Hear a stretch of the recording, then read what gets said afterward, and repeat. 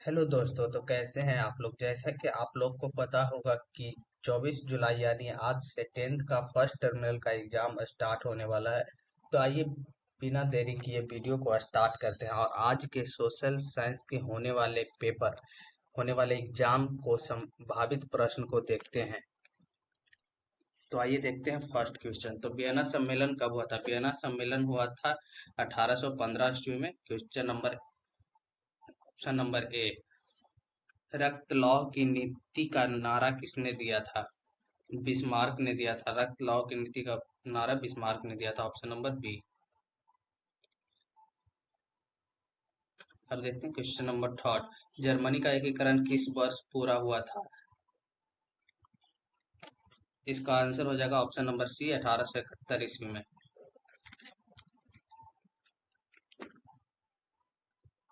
अब आते हैं क्वेश्चन नंबर फोर। जालवे राइन शुल्क संघ का स्थापना किस वर्ष हुई थी। तो इसका आंसर हो जाएगा ऑप्शन नंबर सी 1834 ईस्वी में। यंग यूरोप का क्वेश्चन नंबर फाइव में आते हैं। यंग यूरोप का संस्थापक कौन था। इसका नाम ऑप्शन नंबर डी हो जाएगा। इसका आंसर होगा काबूल। क्वेश्चन नंबर सिक्स में आते हैं। शासक करो और कोई परिवर्तन ना होने दो नीति किसकी थी। तो ये थी आंसर, इसका आंसर है ऑप्शन नंबर डी मेटरनिक की। Question number seven. यूरोपीय सभ्यता का पालना किसे कहा जाता है। तो ये इसका आंसर होगा ऑप्शन नंबर सी यूनान को। क्वेश्चन नंबर एट में आते हैं। फ्रैंकफर्ट की संधि कब हुई थी। इसका आंसर हो जाएगा ऑप्शन नंबर सी 1871 ईस्वी में। Question number nine. कहाँ का शासक को जार कहा जाता है। तो रूस के शासक को जार कहा जाता है। इसका आंसर हो जाएगा option number D. Karl Marx का जन्म कब हुआ था। तो कार्ल मार्क्स का जन्म हुआ था। क्वेश्चन नंबर टेन में आते हैं। कार्ल मार्क्स का जन्म कहाँ हुआ था। तो इनका जन्म हुआ था ऑप्शन नंबर ए जर्मनी में। क्वेश्चन नंबर 11 में आते हैं। सी हुआंग टी कौन थे। तो सी हुआंग टी थे ऑप्शन नंबर बी चीन राजवंश के राजा थे। चीन राजवंश के राजा थे। अब आते हैं क्वेश्चन नंबर 12 में। हुआ आंदोलन किस वर्ष हुआ था। तो ये हुआ था ऑप्शन नंबर बी 1939 ईस्वी में। क्वेश्चन नंबर 13 में आते हैं। हिंद चीन युद्ध की समाप्ति के वक्त अमेरिका के राष्ट्रपति कौन थे। तो इसका ऑप्शन नंबर सी हो जाएगा निक्सन। निम्नलिखित में कौन सा संसाधन अनवीकरणीय है। निम्नलिखित में कौन सा संसाधन अनवीकरणीय है। तो इसका ऑप्शन नंबर डी हो जाएगा खनिज तेल। Question number 15। तट रेखा से कितने किलोमीटर का समुद्री क्षेत्र किस देश का अपवर्जक आर्थिक क्षेत्र माना जाता है। तो इसका ऑप्शन हो जाएगा ए 200 किलोमीटर। क्वेश्चन नंबर 16 में आता है। द्वितीय पृथ्वी सम्मेलन कहाँ हुआ था। तो इसका ऑप्शन हो जाएगा ऑप्शन नंबर बी न्यूयॉर्क में हुआ था। क्वेश्चन नंबर 17 में आएंगे। हमारे पास पेट भरने के लिए बहुत कुछ लेकिन पेटी भरने के लिए कुछ नहीं है। इस कथन का संबंध है ऑप्शन नंबर सी महात्मा गांधी से। सतत विकास का अवधारणा क्वेश्चन नंबर 18 में आएंगे। सतत विकास का अवधारणा का संकल्पना संबंधित है। तो इसका ऑप्शन नंबर ए हो जाएगा वर्कलैंड कमीशन से। क्वेश्चन नंबर 19 में आएंगे। उत्तरी भारत का मैदान मुख्यतः किस प्रकार की मृदा से निर्मित है। तो इसका ऑप्शन नंबर सी हो जाएगा जलोढ़ मृदा या जलोढ़ मिट्टी से। क्वेश्चन नंबर 20 में आएंगे। चाय कहवा और काजू की खेती किस मृदा में होती है या किस मिट्टी में होती है। तो इसका ऑप्शन नंबर हो जाएगा डी लैटेराइट मृदा में। Question number 21। पंजाब में भूमि निम्नीकरण का मुख्य कारण क्या है। मुख्य कारण है अति सिंचाई। Option number D. Question number 22। मेढक की प्रजनन प्रक्रिया को बाधित करने वाला रसायन कौन है। तो इसका आंसर हो जाएगा बी एड्रीन। क्वेश्चन नंबर 23 में आते हैं। सोपानी कृषि किस राज्य से प्रचलित है। तो इसका आंसर हो जाएगा option number C Uttarakhand. Question number 24 में आते हैं। किस गोलार्ध को जब गोलार्ध कहा जाता है। तो इसका आंसर हो जाएगा बी दक्षिणी गोलार्ध को जब गुलाल कहा जाता है। तो क्वेश्चन नंबर 25 में आते हैं, प्राणियों के शरीर में जल की कितनी प्रतिशत मात्रा होती है? इसका आंसर हो जाएगा सी 60%। क्वेश्चन नंबर 26 में आते हैं, भारत में जल का सबसे अधिक उपयोग किस कार्य के लिए होता है? तो सबसे ज्यादा उपयोग सिंचाई के लिए होता है। आंसर हो जाएगा इसका डी। बिहार के किस जिले को चावल का कटोरा कहा जाता है? तो इसका ऑप्शन नंबर बी हो जाएगा, रोहतास को कहा जाता है चावल का कटोरा। अब आते हैं 28, क्वेश्चन नंबर 28 में आते हैं, किस नदी द्रोणी के पृष्ठीय जल के वार्षिक प्रवाह का सबसे अधिक उपयोग होता है?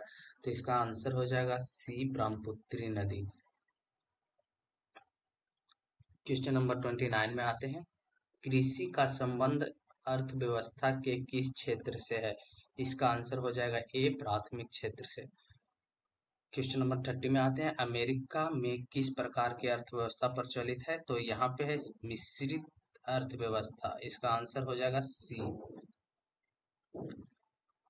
क्वेश्चन नंबर 31 में आते हैं, आर्थिक विकास की माप के लिए सबसे उपयुक्त सूचकांक कौन है? इसका आंसर हो जाएगा सी प्रति व्यक्ति आय।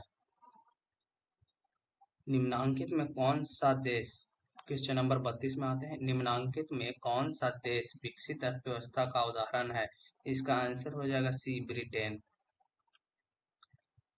क्वेश्चन नंबर 33 में आते हैं, बिहार के आर्थिक पिछड़ेपन का प्रमुख कारण क्या है?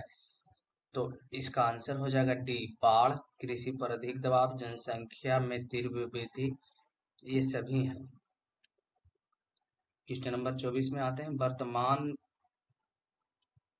क्वेश्चन नंबर 34 में आते हैं, वर्तमान झारखंड के जमशेदपुर में लौह इस्पात के कारखाने की स्थापना कब हुई थी?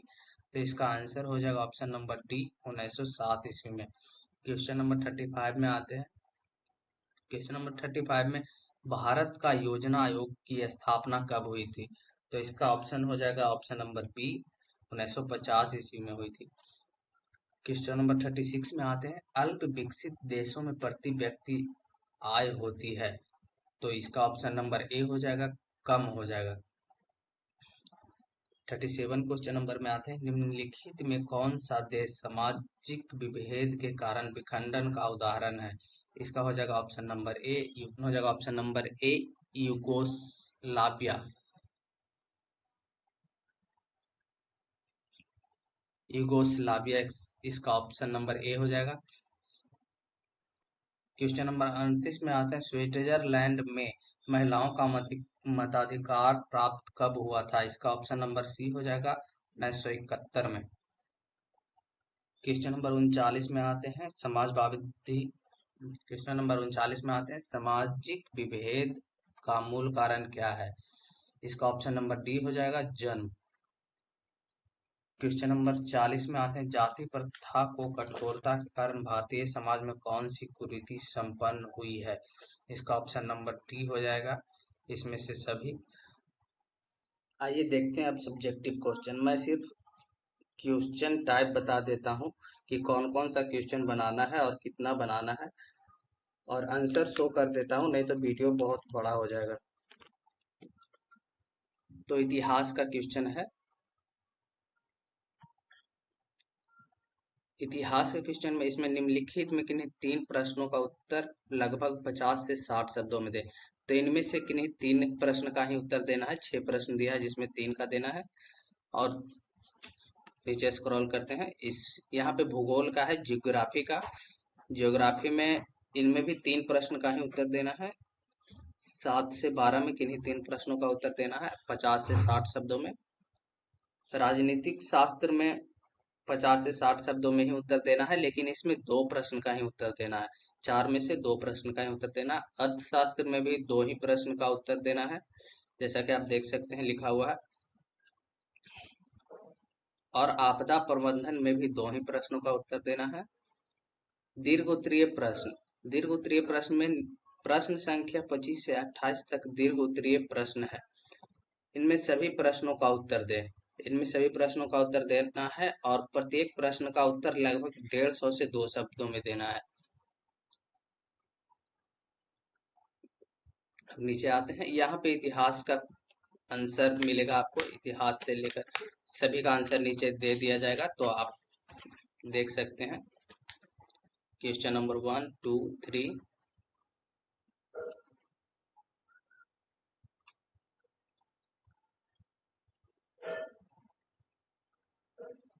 ये भूगोल का है।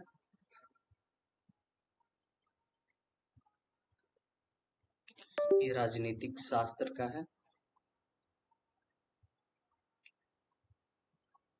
ये अर्थशास्त्र का है और आपदा प्रबंधन का है।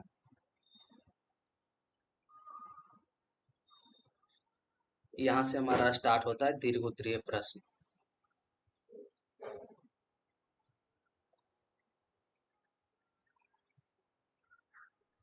तो ऐसे ही क्वेश्चन पेपर डेली पाने के लिए वीडियो को लाइक कर दे एंड चैनल को सब्सक्राइब जरूर कर दे। Thank you.